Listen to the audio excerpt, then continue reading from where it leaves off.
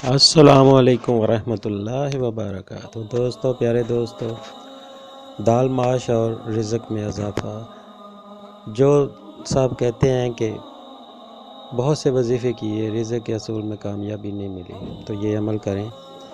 जिसको रिज़्क़ की तंगी हो या तंग दस्ती हो, उसको चाहिए कि दाल माश का वजीफ़ा करे। अल्लाह के फ़ज़ल से रिज़्क़ के दरवाज़े खुल जाएंगे।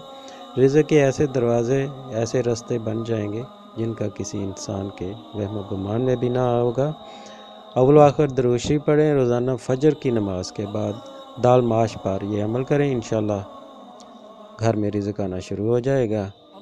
हस्बे तौफीक दाल माश लें और उस पर 100 बार या अल्लाह, या रहमान, या रहीम पढ़ें और परिंदों को डाल दें। ये अमल आपने 21 दिन करना है, तो सदके दिल से करें, यकीन से करें। इंशाअल्लाह ताला आपका रिज़्क़ के मसले हल हो जाएंगे। अल्लाह ताला आपको अपनी इज़्ज़ो ईमान में रखे। मुझे अपनी दुआ में याद रखिएगा। अल्लाह हाफ़िज़। हमारी वीडियो पसंद आए तो लाइक शेयर और सब्सक्राइब ज़रूर करें।